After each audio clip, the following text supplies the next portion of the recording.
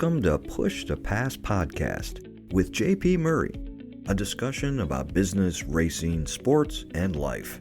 This podcast delivers insights on what makes businesses, teams, and people successful based on real-life business experiences. Following a career with America's largest associations, JP Murray founded the Murray Company, one of Washington, D.C.'s most successful consulting firms. The company was acquired successfully and enabled him to launch JP Murray Racing, a business development and sponsorship agency for auto racing teams. Here is JP. Hey, welcome friends to the Push to Pass podcast. I've got a big treat today for you folks. The four-time USAC Sprint Car champion, second in all-time feature wins, the winner of the first BC 39 at Indianapolis Motor Speedway. Welcome the pride of Broken Arrow, Oklahoma, the Macho Man, Brady Bacon.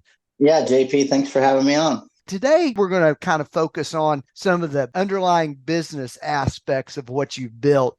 You're a racer with a lot of different business dimensions. You race the cars, you manage that fleet. You're a promoter. You're probably one of the most successful merchandisers in motorsports. How have all of those business roles evolved for you? And maybe were they intentional or did they just happen organically? Yeah, I think it just kind of happened over time. I just kind of found that the more control that I had over my situation correlated with the more success that I had. So I tried to just kind of build up a situation where I could kind of oversee the team and those aspects, behind the scenes before you get to the racetrack so that I could better do my job when I got to the racetrack. And also, it's a pretty volatile industry and it gave me some stability so I could really focus on building something for the future and not have to worry every 6 months if my car owner changed his tune or someone else was calling trying to take my seat. So the merchandising part just kind of happened along with that. My wife was a part when I started my team all the way back in 2010, 2011. She started doing the extra work. We had a tent and a table and a chair, and we'd haul it up every night to the top of the grandstands, and she'd set up there and sell shirts, and we'd take it back down every single night and go to the next place and do it again on top of washing the car and maintaining. And it was just me and one guy and her on the road in 2012, which was the year that kind of started taking off. And then we finally got a t-shirt trailer after that. But that makes it a little easier, but also adds another dimension of another, vehicle going up and down the road that you have to worry about and make sure that it gets there. It's diversified revenue stream, basically what it is, right? And also with the motorhome, it gives us a place to stay and then gives us some separation from the crew, which is good to give everyone a break from each other every once in a while. You get stacked on top of each other going up and down the road for 2 or 3 weeks at a time. Tensions can start getting a little thick, so it provides a little bit better of an atmosphere so everyone can have their own time in their own space and be ready to perform when they get to the racetrack. And it also gives you a chance to your growing family and the kids are growing up, gives you a chance at times to bring them along too as well. Absolutely. You can't. Once you start traveling with kids in a motorhome, it's really hard to go back to traveling in a car. It's they'll go 12 hours in a motorhome. We'd rather do that than go 3 hours in a car. Right. Let's talk about social media. You've got a great presence there. I remember last year about this time, we ran a program for about a 2-week period that garnered nearly 1 million impressions. I think it's 996,000. How do you kind of stay current with that and continue to build the presence? And has it helped you with some of your other business lines as well? Yeah, I think we were maybe a little ahead of the curve when the social media started kind of happening. My wife actually started, she would post updates of the races. This was before the streaming days where everyone had access to everything all the time. So as opposed to waiting till the results came out after the race, she would post updates throughout the night. That's kind of what started some of our social media following. And then obviously as the need for that went away, we tried to just stay, posting stuff. And now, social media is the strongest form of advertising today for businesses. And it's a little harder for us to maybe stay on top because everyone else has figured out, the value to it. But we try to just consistently post stuff and keep people up to date with what's going on and kind of try to keep it diverse. What we post, personal stuff, racing stuff, merchandise stuff, sponsor stuff. You get too heavy on one thing and it gets a little monotonous, but we try to do fun stuff, fun little videos, make fun of ourselves a little bit And then also informational stuff where people might not get that information at the track. We don't have time to explain it, but we can do a little short video and give some of the people the behind the scenes technology that goes into sprint car racing.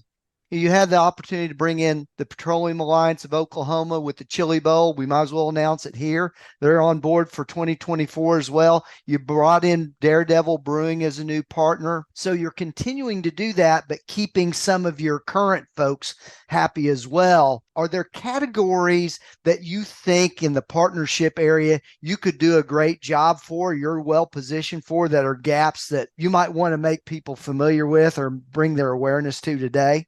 Yeah, we have actually quite a few, openings, and I think we just kind of try to cater to whatever the sponsor or partner needs, and I think we have the platform to do that. Whether it's fan loyalty, professionalism, a good reputation, a track record of success, social media presence. We have a lot of tools in our bag that we can offer our sponsors, and I think we're some of the best at really getting to the heart of what the sponsor wants, what the partner wants, and trying to deliver that, as opposed to a generic vanilla, here's what we can do for you, this is how much it costs. We really want to get at what they're trying to achieve with the partnership and deliver that to the best of our ability. The ability to deliver in these multi-channels KPIs, the things that they want to perform in, is really important.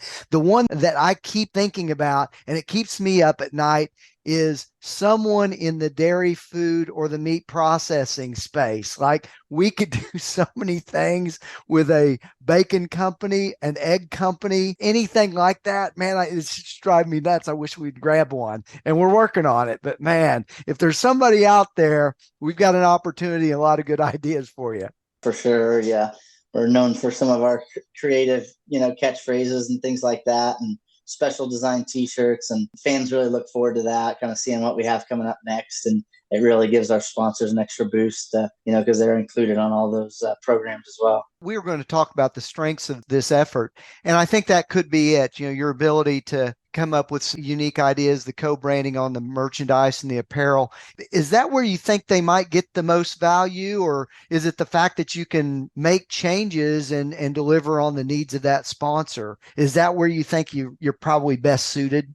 Yeah, I think we're just suited to deliver what they want. If they know what they want, sometimes they might see something in what they're getting out of it and maybe change their focus on what they're trying to get or what's working. And we're able to do that too. I mean, we're probably one of the most diverse teams. We run with the marquee midget events, the marquee wing sprint car events, and all the USAC national non-wing sprint car events. So we go to more places and are more diversified than probably any other open wheel team out there.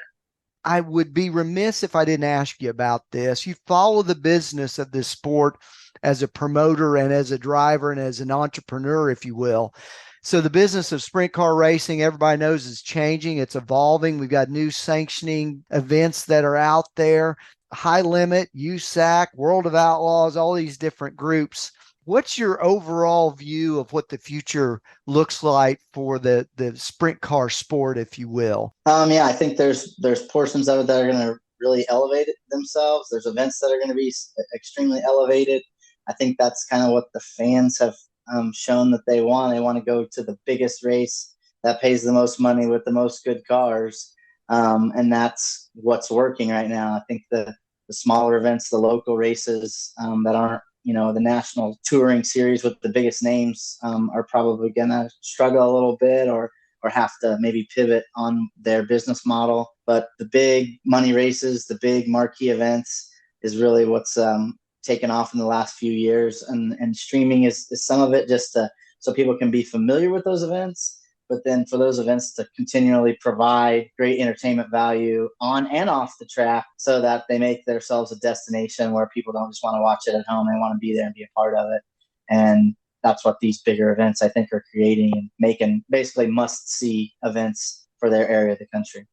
And Brady Bacon's never been someone that shied away from a big purse and a big opportunity as well, right? Right. Yeah, it's great, really great for the racers. Especially in the wing sprint car deal, because there's going to be times when there's big money in multiple places, which hasn't ever really happened in wing sprint car racing. It's kind of starting to mirror the super late model, dirt late model atmosphere, which cultivates the ability for a lot more teams to sustain themselves. So I think that'll be good, and just see what happens. I think everyone's kind of thinking it's going to be this series is going to win or this series is going to win. I don't think it necessarily has to be that way.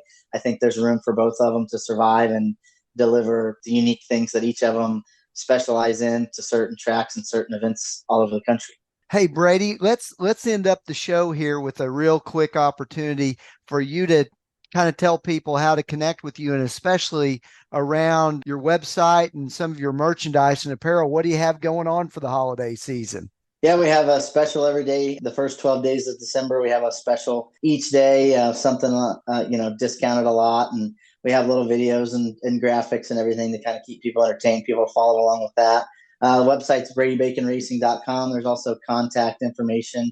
Some of our background information, our recent results from the past couple of years, and an easy way for fans and potential sponsors to get a hold of us and kind of see a little bit of what we're about and what we're up to. Our new schedule will be posted momentarily. We got some other schedules we're waiting on coming up here during PRI this week. And then the tedious task for me to kind of put it all together and see what works. There's a lot more options this year. So a lot of option A, B, C, and D, and might have to hire a part-time meteorologist in the spring to figure out which direction we're going to point the truck and which races we're going to. But try to keep everyone up to date as much as we can on that. And it's getting more difficult, as all businesses are these days, to have a successful race team. So really got to work hard this year and try to get that 5th championship and get the success on and off the track that we know we deserve. I'm glad you could spend a few minutes with us. Just absolutely grateful for the opportunity to have you on the show and be able to work with you. Folks, let me tell you something. This is the best business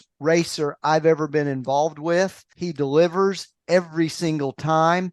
And if you are a potential partner out there looking for an opportunity, he can find the way to deliver on your goals and a budget that's good for your company. So, Brady, thanks again for joining us. Yeah, thanks for having me.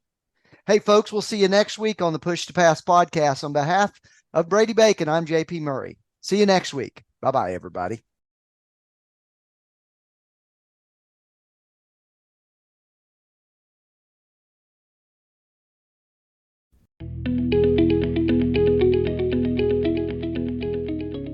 Thank you for listening to the Push to Pass podcast with JP Murray, a discussion about business, racing, sports, and life. If you would like to sponsor Push to Pass, send an email to jp@jpmurray.com.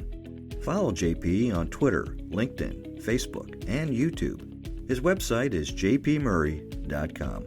Until next time, push yourself to pass the competition. Thanks for listening.